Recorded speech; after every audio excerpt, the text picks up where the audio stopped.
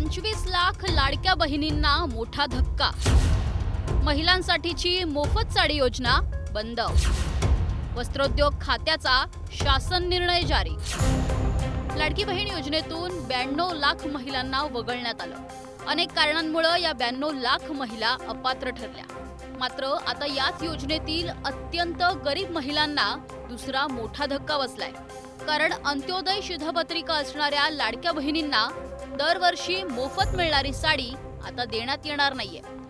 तत्कालीन मुख्यमंत्री एकनाथ शिंदे यांनी 2023 साली विधानसभा निवडणुकीच्या तोंडावर ही योजना लागू केली होती। बहिणींना साडीची भेट आता बंद।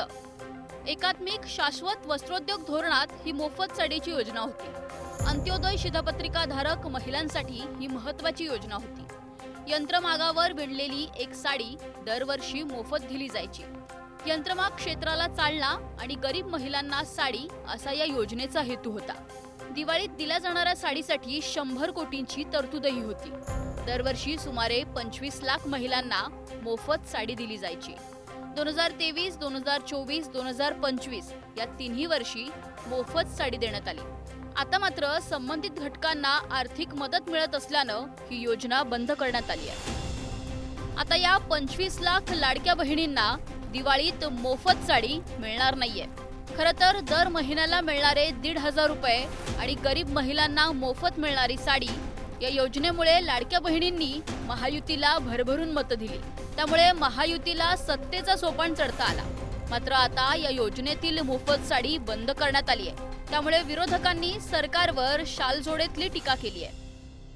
आता साडीची योजना बंद केली। आता एक दिवस जातील दरवाजात त्या बहिणीला ज्या पद्धतीनं फसवलं गेलंय खोटी आश्वासनं देऊन, तर ती ताई आमची त्या साडीचा नाहीतरी त्या साड्या कोणत्या दिल्या, फाटक्यानं तुटक्या साड्या दिल्या निकृष्ट दर्जाच्या।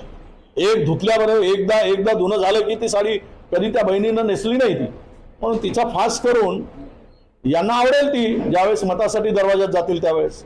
पण बनवा बनवी किती करावी या लोकांनी, याच्या मर्यादा संपल्या आहेत। अचानक आता निवडणूक झाल्यानंतर माझ्या लाडक्या बहिणींची मतं घेतल्यानंतर तुम्हाला ही आर्थिक चणचण जाणवायला लागली आहे का?